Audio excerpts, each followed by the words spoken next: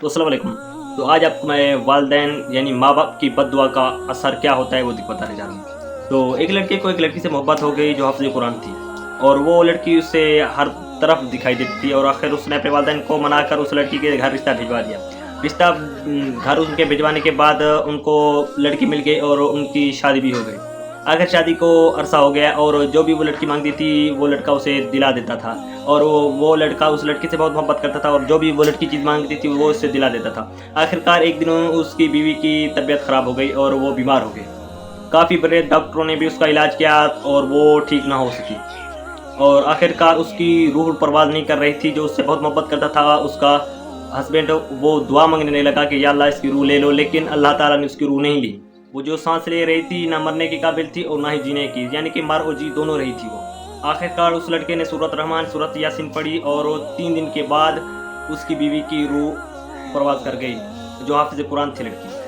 آخرکار اس کو دفنا دیا گیا اور وہ گھر آ گیا۔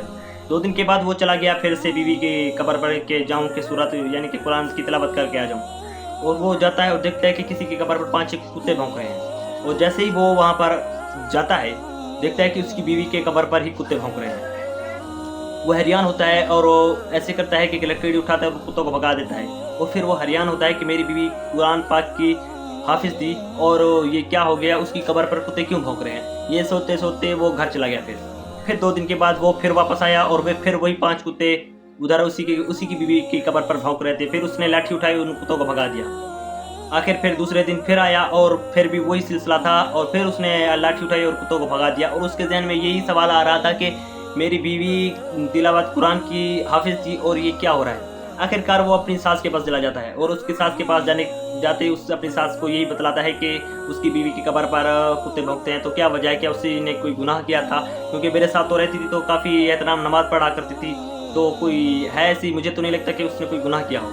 آخر اس کی ساس نے سوچا کہ ایسا تو کوئی نہیں ہے، ایسا تو اس نے کچھ نہیں کیا تھا، لیکن ہاں آخر جب تم لوگ رشتہ لے کر چلے گئے تھے تو وہ مجھ سے ہمیشہ لڑا کرتی تھی کہ میں اس لڑکے سے شادی نہیں کروں گی اور میں اپنی محبت سے شادی کروں گی۔ اس کو 2-4 دنوں کی محبت نے اپنے شکنجے میں پھنسا لیا تھا، اور وہ اپنے محبت میں پاگل ہونے لگی تھی۔ آخرکار اس کو میں روز بتلاتی تھی کہ ایسا مت کرو، نہیں تمہارا رشتہ وہی ہوگا، لیکن نہیں، وہ نہیں منع کرتی تھی۔ ایک دن آخر اس نے غصے میں آ کر مجھ کو چماٹا مار دیا۔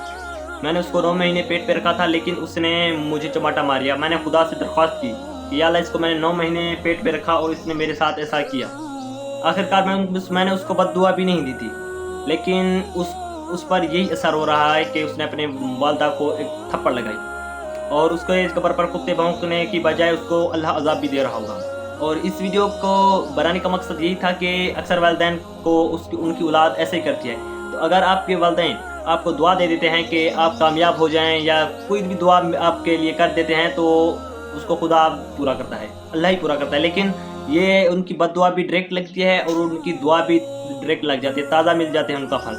اور دوسری بات یہ کہنے کا مقصد یہ ہے کہ 50-60 سال کی عمر ہو جاتی ہے جب والدین کی، تو ان کا تھوڑا سا غصہ اوپر ہو جاتا ہے، کیونکہ بڑھاپا ہوتا ہے، اور وہ اکثر غصے میں رہتے ہیں، یعنی کہ اپنی اولاد سے اچھی برتاؤ نہیں کرتے، کیونکہ ان کا بوڑھے ہو چکے ہوتے ہیں، لیکن ان کی اولاد ان کے ساتھ وہی برا سلوک کر رہی ہوتی ہے کہ آپ لوگوں نے ہم کو تنگ کر دیا، ان کو کھانا نہیں دیتے، ان کو ڈانٹتے رہتے ہیں، لیکن ایسا کرنا بالکل جائز نہیں ہے۔ ایسا کرنے سے آپ اپنی زندگی خراب کر رہے ہیں۔ اپنے والدین کا خیال رکھیں، اگر آپ کو آپ کے والدین نے دعا دے دی تو آپ کو کامیاب ہونے سے کوئی بھی نہیں روک سکتا۔